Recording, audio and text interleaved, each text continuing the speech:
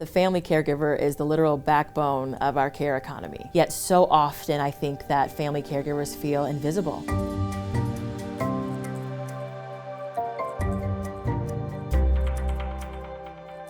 I am really excited about this new Caregiver documentary. It's very exciting to see someone like Bradley Cooper, who has the platform that he does, executive produce this. Can you take us through your experience becoming a caregiver and what that looked like? My mom was diagnosed in 2014 with early onset Alzheimer's disease. She was 66. I was actually living in Dallas, Texas, working in education. My mom was an educator in Virginia.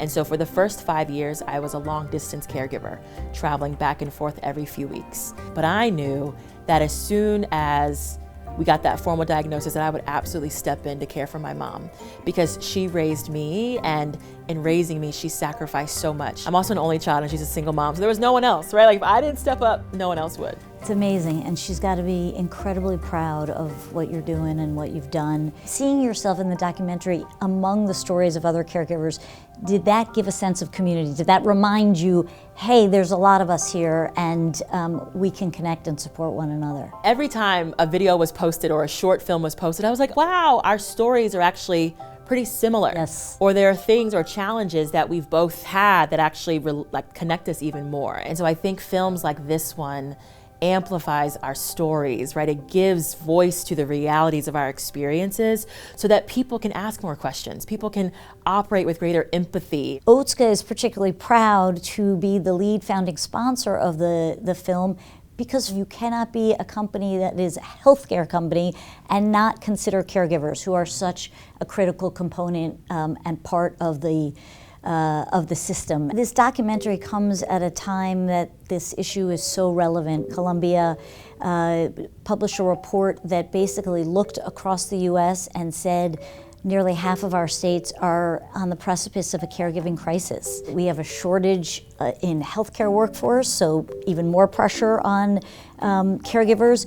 There's an increasing incidence of dementia. The caregiving community is being stretched to the limits and clearly needs different kinds of support. I live in Virginia, and Virginia is a high-risk state, so I see it, I'm living it firsthand. I have given up everything to be a family caregiver, to care for my mom, and that means, I walked away from my job, so, loss of salary, loss of wages, but also the cost of care, and so, thousands of dollars, week by week, month by month, and so many families are exhausting resources just to provide the best possible care for their loved ones. Have you seen progress? Do you feel like you've seen progress with regard to caregiving in terms of what people understand, but also the resources and support that's available over that course of your experience? I think people are talking about caregiving more. Good. I do believe that the number one thing that needs to happen first is truly prioritizing the family caregiver and recognizing that they are the experts in their loved ones. Yes. Too often systems,